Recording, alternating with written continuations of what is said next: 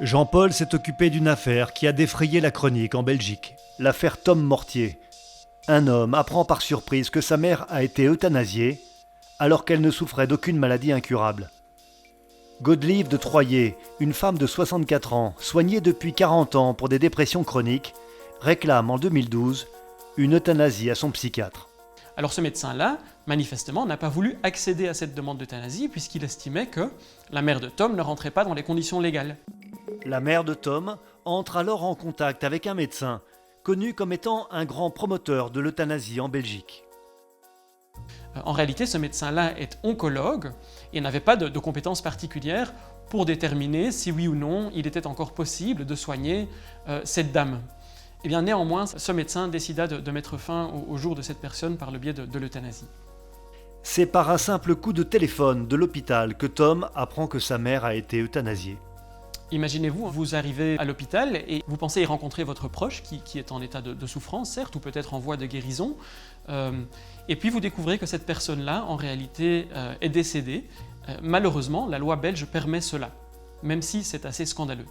C'est vrai que c'est écrit dans la loi qu'un médecin doit respecter la volonté du patient ou le désir du patient. Si le patient dit « ne mettez pas au courant ma famille », ce cas est vraiment une preuve, un exemple des grandes douleurs que ça peut laisser. Oui. Où est la responsabilité du médecin pour ma famille et mes enfants qui n'ont plus de grand-mère le reste de leur vie? Tom a voulu connaître la vérité. Mais pendant des années, il s'est heurté au refus de la commission de contrôle des euthanasies, qui s'abritait derrière le secret médical. Et pour cause, il a fini par découvrir de graves dysfonctionnements, comme l'identité du médecin ayant euthanasié sa mère. Non seulement c'est un grand promoteur de l'euthanasie, c'est le docteur Distelmans, mais en plus il préside une association qui milite pour l'élargissement de l'euthanasie. Et par ailleurs, il est également président de la Commission fédérale de contrôle des euthanasies en Belgique. Tom a retrouvé le nom du docteur Distelmans sur ce document de la commission de contrôle. Il a alors compris pourquoi ce médecin ne voulait pas se désavouer. En quelque sorte, ce médecin a été à la fois le médecin exécutant l'euthanasie et le médecin contrôlant l'euthanasie après qu'elle ait eu lieu. Un autre choc a été également de découvrir que sa mère avait fait un don de 2 500 € à une association fondée et présidée par ce même médecin. Ayant perçu comme une grande injustice ce qui était arrivé à sa mère, Tom a porté l'affaire devant les tribunaux. Sa mère devait être soignée, elle ne devait pas être euthanasiée.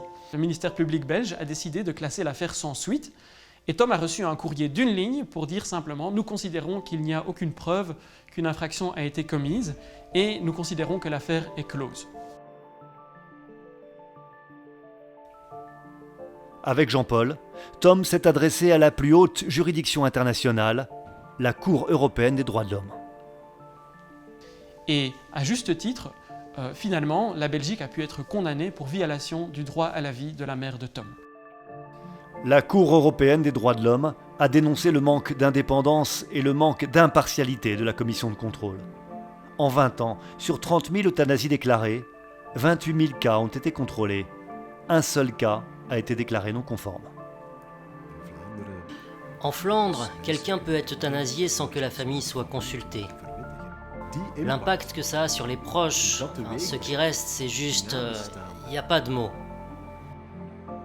La seule chose que je peux faire, c'est raconter cette histoire. Et le gros problème dans notre société, c'est qu'apparemment nous avons perdu le sens de prendre soin les uns des autres.